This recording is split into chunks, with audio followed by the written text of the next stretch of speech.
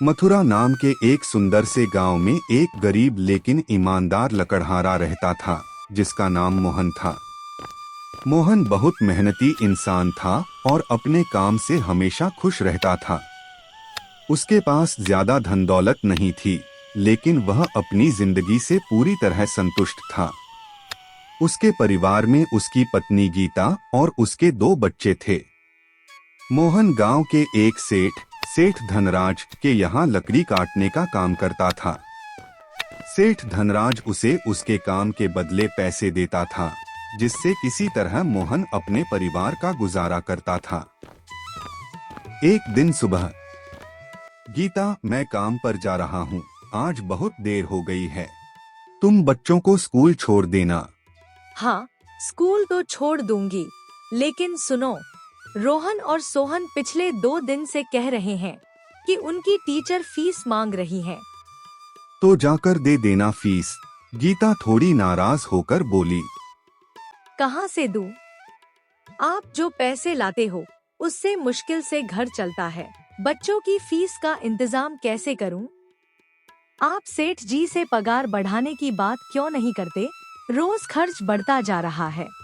मोहन ने गहरी सांस ली और कहा, ठीक है, आज ही बात करता हूँ। यह कहकर वह काम पर चला गया। काम पर पहुंचकर बाकी लकड़हारे आपस में बात कर रहे थे। एक ने कहा, आज पगार का दिन है, देखना सेठ धनराज फिर कोई चाल चलेगा। दूसरा बोला, हाँ, पिछली बार तो मेरी आधी तनख्वाह काट ली थी। तीसरा बोला, मेरी भी, बस 2 दिन छुट्टी ली थी, वो भी बेटी की बीमारी के कारण, फिर भी पैसे काट लिए। सब लोग परेशान थे। शाम को सब मजदूर सेठ धनराज के पास गए। उन्होंने कहा, सेठ जी, हमारी तनख्वाह दे दीजिए। अभी पैसे नहीं हैं, माल नहीं बिका है, 1-2 दिन बाद आना। मजदूर मायूस होकर लौट गए। घर आकर गीता ने पूछा, क्या हुआ? कितनी पगार मिली? अभी नहीं मिली। सेठ ने कहा, 2 दिन बाद देगा। कल फीस नहीं दी तो बच्चों को स्कूल से निकाल देंगे। क्या करूं? इंतजार करना पड़ेगा। 2 दिन बाद सेठ ने सबको बुलाया और पैसे दिए, लेकिन पूरे नहीं। सेठ जी, मेरे तो 10,000 रुपए बनते हैं, ये 5,000 ही क्यों? बाजार में लकड़ी के दाम गिर गए हैं, लेना है तो लो, वरना चले जाओ। बेचारा मोहन मजबूरी में पैसे ले आया। घर आकर गीता ने पूछा, इतने कम पैसे?